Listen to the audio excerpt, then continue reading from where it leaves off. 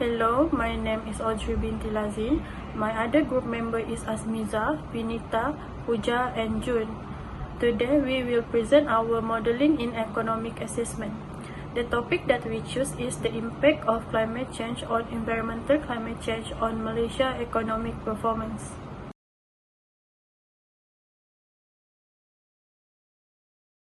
Hello, my name is Audrey binti Lazin with matrix number 78911. Now I will start my part, that is introduction. Environmental climate change is intensifyingly rapidly posing a threat to both developed and developing nations. The most significant issue of environmental climate change is a global warming. This environmental climate change poses a risk to crops, animals, and freshwater sources, as well as global biodiversity. The winter, with Malaysia being one of the most vulnerable countries, dependent sectors like tourism and agriculture are also affected. This research aims to assess the impact of climate change on Malaysia's economy using variables like GDP, precipitation, temperature, and CO2. Now I will continue with the background of study for the research. Climate change, a persistent variation in temperature and weather pattern, is primarily caused by human activity, particularly the combustion of fossil fuels like coal, oil, and gas. This leads to the release of greenhouse gases, especially carbon dioxide, since the Industrial Revolution.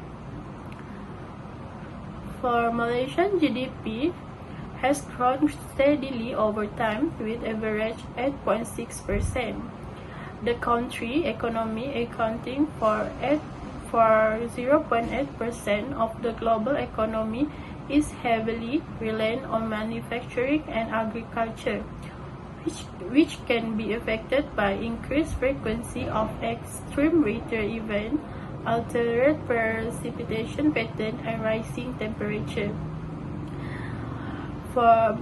Lastly, Malaysia faces climate change challenges including extreme winter, rising sea level, and environmental degradation.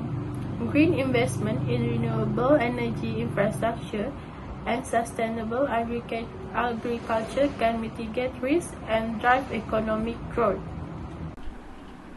Good evening to Dr. Pua. My name is Nurpujaida binti Aslim with number matrix 80435. I will continue the presentation with problem statement for our empirical research. This brings me to my main point, which is the detrimental effect that extend and extreme weather patterns upon economics, especially those of developing countries like Malaysia. Traditional forecasting methods are becoming useless due to unexpected pattern in temperature and precipitation, which are exhibited by environmental changes. This has resulted in immense economy losses. Sadly, there are many resources available for this developing economy. Much of the study that has been done so far has been mostly focused on developed nations. There is an urgent need for customized study to comprehend and serve the unique effects of these environmental changes on the economic growth of countries like Malaysia. For our significance of study, first, this study investigate the link between environmental climate change and economic performance in Malaysia using macroeconomic and climatic variables. It also aims to help academics understand the relationship between climate change and economic performance, potentially enabling the government to mitigate the financial losses caused by climate-related natural disaster. Next, this study also serves as a reference for professionals like legislators and developers who can consider climate change in building projects to protect lives and property during climate-related disaster. Additionally, legislators can propose laws limiting carbon dioxide emission to mitigate global warming effect and enhance the economic performance. The general objective for our empirical research is to assess the effect of the environmental climate change on Malaysia economy performance. Also, for this empirical research, we have three specific objectives. First, to identify the long-run and short-run relationship between environmental and climate change can change economy performance. Second, ascertain how the environmental climate change simply dynamic shock affect economy performance. Thirdly, to develop policy recommendation for policy makers stakeholders to promote climate smart agriculture practice and enhance resilience. Good evening, my name is June with matrix number 79721. Today I will be discussing on the potential influence of climate change and macroeconomic factor on Vietnam economic performance. While there is a growing body of researcher on this topic globally, we will explore how these findings might be relevant to Vietnam and highlight areas for further investigation. Researchers across different nation or country have found a link between climate change and economic growth. For example, a study conducted by Chise and others 2020 found that climate change negatively impact economic growth with factors like temperature and rainfall in West Africa. Um, a study also conducted by Catania 2018 identified a significant relationship between climate change and rural development in northeast India. While Abidoy and others 2015 observed that 1 degree Celsius temperature increase reduced GDP growth in Africa country by 0.67 percentage points. And Akram 2012 found that temperature changes and rainfall affect economic growth in Asia countries, with agriculture being particularly vulnerable to climate change. Macroeconomy factor also play a role in economic performance. A study by Akram 2012 noted that the population growth and human capital can drive economic growth, while Chise and others 2020 found that economic growth can contribute to the poverty reduction. So hello, my name is Asmi Zawita with the matrix number of 78896, and I will be explaining about the data that we use in this study. So actually we take secondary data for our assignment that we took it from the World Bank open data sources. So the data that we took is actually a time series data from 1990 until 2022. Therefore the sample data that we use are 32 years. So for the first variables of this study, which is the dependent variable, is the economic growth of Malaysia, or GDP. We actually took the real GDP for this calculation.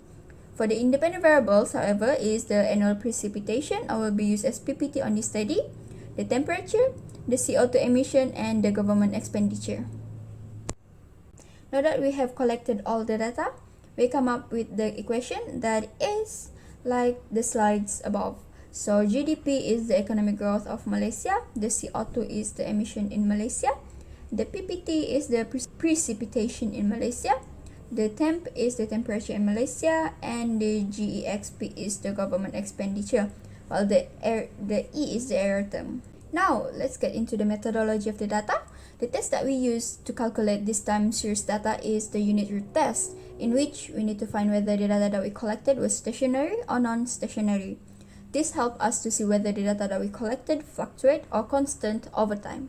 So next, we move on to the Johansson cointegration test. This test was used to determine the existence of a long-term relationship between the multiple time series variables. So moving on to the VECM Granger causality test. This test was used to see if there is a causal relationship between the variables, in which how the variables causes another variables. For example, how the CO2 emission caused the changes in GDP after accounting the long-term relationship that identified by the cointegration. Now we move on to test the relationship between the variables. We diagnose the data using Jack-Barra test first. So this test actually evaluates if the data follows a normal distribution or not. So this test is important in order to assess the normality assumption, because if it's not normally distributed, it might affect the validity of our assumptions. So after that, we use the heteroskedasticity test to examine the variability of the errors in the model, as it might affect the reliability of our estimates. So moving on, we use the Ramsey reset test to assess if there's any misspecification error in the model. It helps in identifying if there is other additional terms that should be included in the model or is it correctly specified. So lastly, the test that we use is the Kusum and Kusum square test to check if there's any changes or breaks in the coefficients of our model over time. By employing this test, it helps in ensuring the validity of our findings for this study. Good afternoon, my name is June with matrix number 79721, and today I will discuss our analysis of certain economic variable using unit root test, which is ADF and PP test. This test help us determine whether our variables are stationary or non-stationary. Starting with ADF, we found that the LRGDP, LCO2 and LGEXP series show no sign of stationarity at both level with only intercept and the level with train and intercept. This was indicated by their p-value being greater than 5% of significant level. Hence, we could not reject the null hypothesis of the unit root, suggesting this series might be non-stationary at 5% of significant level. In contrast, the LPPT and the LTEMP variables did show stationarity at this level, as their p-value were below 5%, allowing us to reject the null hypothesis. When we apply the first difference, all variables including LRGDP, LCO2, and LGEXP show p-value below the 5% of significant level. This change suggests that after accounting of the first differences, the data becomes stationary at 5% of significant level. Complementing our analysis with the PP test, we observed the similar pattern. The LRGDP and LGEXP series were not stationary at both levels of intercept, and train and intercept indicate by not being able to reject the null hypothesis at 5% of significant level. However, the LPPT, LCO2, and LTEMP exhibit stationarity at this level, with the p-value less than 5%, allowing us to reject the null hypothesis. After applying the first differences, all the variables show p-value below the 5% threshold, confirming their stationarity at this level.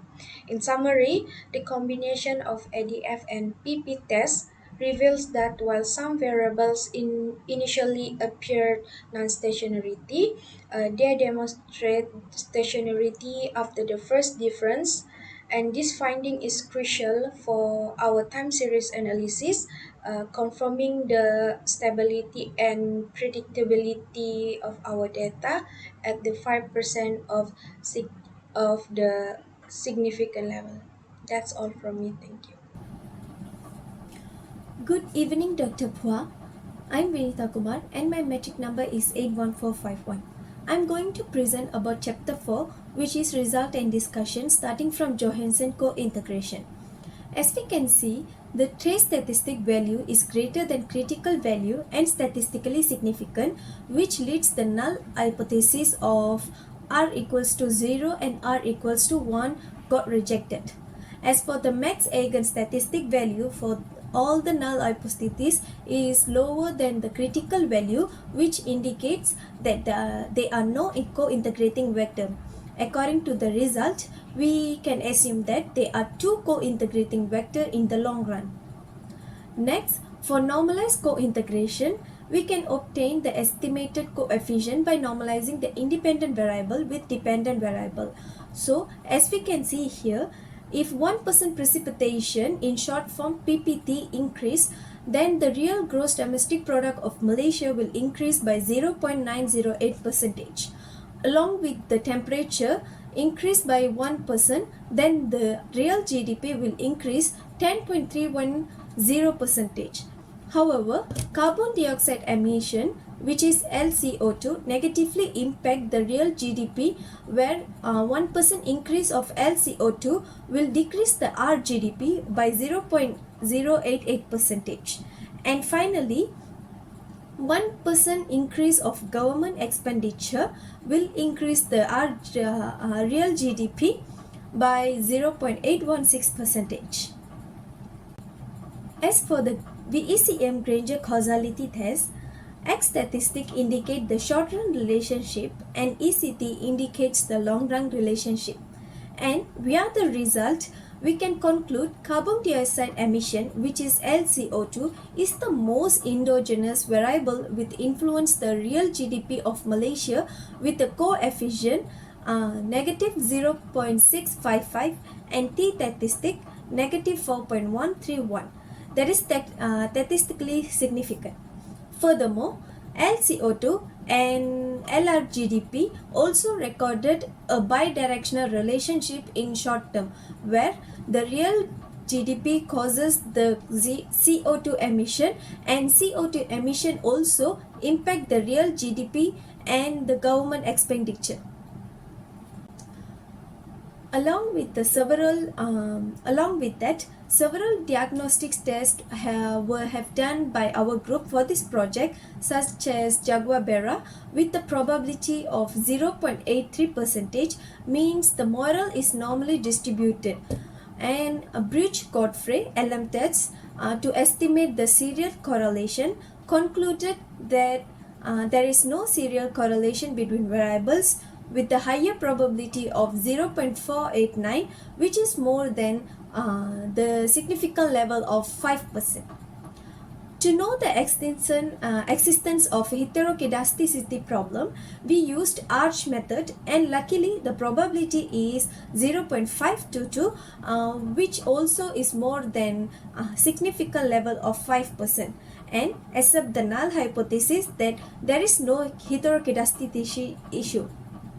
Next, for the Ramsey reset test, the probability is 0.015, which is lower than the significant level of 5%, means we cannot reject the null hypothesis, and concluded the model is incorrectly specified. Finally, for Kusum and Kusum square, the null hypothesis is the model is stable, and the alternative hypothesis is the model is not stable. And since as we can see, since the line is between, so we can conclude that the model is stable. Here is the impulse response result of LRGDP to IPPT, ITMP, ICOT, and IGXP. As we can see, LRGDP and IPPT, ITMP, and IGXP has positive effect, but ICO2 have negative response. Finally, according to the variance decomposition, which is to know the endogenous and exogenous variables, LRGDP is then a most exogenous variable, since the on effect is greater the effect of other variable. Along with that, LPPT, IGXP, ICO2, and ITMP know as the sequence of exogeneity of this test. I will continue with recommendation for the effect of climate change of environmental climate change on Malaysia economic performance. First, Malaysia should emphasize the research and use of renewable energy to reduce CO2 emission. Second, Malaysia should undertake steps to increase energy efficiency and waste reduction in industry. In conclusion, in short-run dynamic, a complex interplay exists between economic growth and climate variable. Economic activity influence carbon dioxide emission, and vice versa, that is bidirectional causality. Lastly, holistic policy are needed to tackle climate change mitigation while supporting economic development. That's all from us. Thank you.